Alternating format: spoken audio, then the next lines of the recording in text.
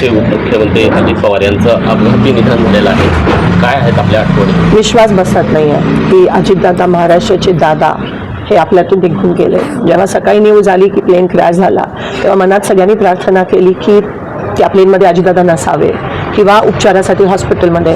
पण मग काही क्षणानंतर न्यूज आली की दादा त्या क्रॅशमध्ये गेले आणि अंगावर असा शहारा येतो, कारण का एवढे जवळचे संबंध. मला एक लहान बहीण म्हणून नेहमी ते बघायचे, कौटुंबिक नातं होतं. 2 महिन्यापूर्वीच मी माझी बहीण त्यांना आमंत्रण द्यायला गेलेलो माझ्या भाचीच्या लग्नासाठी आणि नेहमी काय ग प्रणिती असं म्हणायचे. मी जेव्हा फोन करायची ढिकले म्हणून त्यांचे पीए असायचे, दादांशी बोलायचे, डायरेक्ट दादा बोलायचे. माझ्या मतदारसंघासाठी दादांनी खास निधी पण दिलेली, अजून त्याची कामं आपल्याला होताना दिसत आहेत. मी MLA होती, आमदार होती, तेव्हा पण दादा बोलून त्यांना अभिमान वाटला जेव्हा मी पहिल्यांदा निवडून आली आणि नेहमी मला गाईड करायचे की हे असं ते असं. दादांची काम करण्याची पद्धत तुम्हाला सगळ्यांना माहिती आहे, अशी काम करण्याची पद्धत कोणाचीच नाही आहे आजपर्यंत महाराष्ट्रात. डायरेक्ट अधिकाऱ्यांना फोन करणं, डायरेक्ट कार्यकर्त्यांची कामं करणं, कुठेही किती लांब उभा असला तरी बोलवायला हाक मारून बोलवायचे.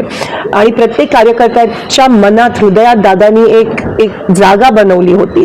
आज कोणत्याही पक्षाचा असला तरी आज त्याच्या डोळ्यात अश्रू आलेत की दादा महाराष्ट्राचा अजित दादा नाही आहे. 2-3 महिन्यापासून दादा दिल खुलास बिनधास्त म्हणजे जगत होते. जिल्हा परिषद इलेक्शन आहेत, दादा एक वेळेसाठी खूप पर्टिक्युलर होते. जर 9ला मीटिंग असायची तर 9ला 10 मिनिटं असताना ते तिथे उपस्थित असायचे आणि सारखं एकदम हेक्टिक लाईफस्टाईल.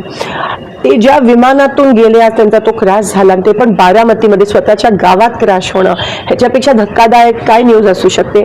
ते विमान, त्याच विमानातून ते सोलापूरला अनेकदा आले. ते त्यांचं नेहमीचं सॉलिड विमान होतं VSR. विमान क्रॅश होणं हे खूप शॉकिंग आहे. चॉपर तरी मी समजू शकते, पण विमान लँडिंगच्या वेळेस क्रॅश होणं नेमकं काय झालं हे कोणालाच माहीत नाही आहे आणि दादा आज आपल्यात नाही आहेत. कुठेतरी आपण पाहतोय की तुम्ही त्यांच्यासोबत मंत्रिमंडळात पण काम केलेलं आहे आमदार म्हणून. काय त्यांच्या आठवणी? मी पहिल्यांदा आमदार झाली 2009 मध्ये, तेव्हा दादा बघितलं मला विधानसभेत आणि अभिमान वाटला त्यांना. तेव्हा आम्ही सगळे एकत्र होतो आणि तेव्हा दादांचं स्वप्न अनेक वर्षाचं मुख्यमंत्री बनायचं. पण कधी कधी ना मुख्यमंत्र्यांकडे कमी आणि दादांकडे आम्ही जास्त जायचो आणि हक्काने ते बोलवायचे, बसवायचे, काम निधी द्यायचे प्रत्येकाला, कार्यकर्ता असेल, आमदार असेल. आणि दादांची काम करण्याची पद्धत मला माहिती आहे. बोरामणी एअरपोर्टसाठी जेव्हा मी त्यांच्याकडे सकाळीची वेळ दिलेली, आज फोन केला तर म्हणायचे उद्या ये तू, आपण करूयात. आणि मी उद्या सकाळी दुसऱ्या दिवशी पोचायची, डायरेक्ट बोरामणी एअरपोर्टसाठी फोन करून हे 20 कोटी बोरामणी एअरपोर्टसाठी दे, सँक्शन करायचे आणि दुसऱ्या दिवशी त्याचं GR निघायचं. हे विकास कामाबद्दल त्यांना एक जी जाणीव होती ना, कधी स्वार्थ आणि एक घाव 2 तुकडे, जे काही ते तोंडावर बोलायचे, दिल खुलासपणे बोलायचे. एकाला जर एकाचं काम करायचं असेल, कोणत्याही पक्षात असते तर ते दादा काम करायचे आणि ह्याच्यामुळे त्यांच्यावर टीका पण अनेकदा झाली. पण दादांना त्याची पर्वा नसायची.